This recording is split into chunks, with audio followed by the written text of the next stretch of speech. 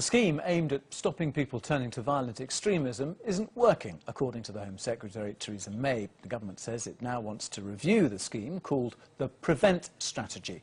Well, Douglas Murray is the Director of the Centre for Social Cohesion, and he joins us now from our Oxford studio. I think you'd agree with her, wouldn't you? You wrote about this earlier this year. You said it was a textbook example of how to alienate absolutely everybody. Why is that? Absolutely. Well, I mean, the Prevent scheme has been a catastrophe, and an extremely expensive catastrophe.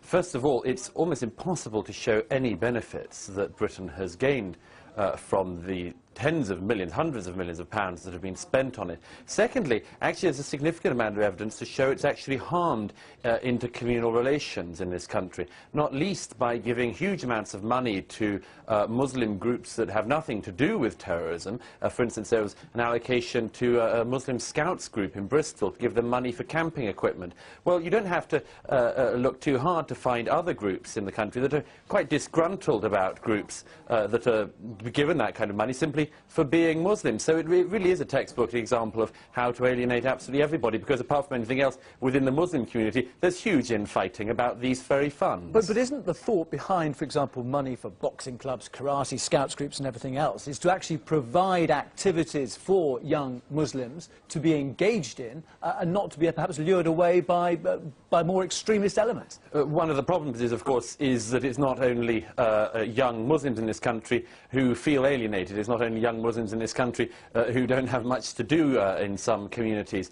One of the problems about this is that it is, from its very outlook, deeply sectarian.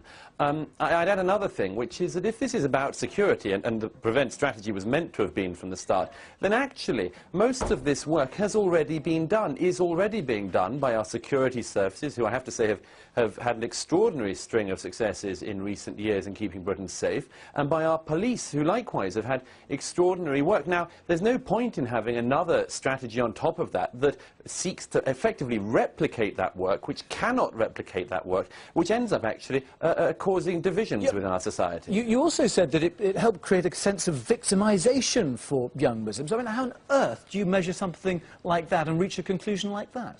Well, for lots of reasons. Firstly, you can see, and there was a parliamentary review into the Prevent strategy just last year which revealed this, which is that Muslim groups are, of course, fighting over these funds. Everyone points to another group and says, they are extremists, we're not extremists, but we can help you battle those extremists.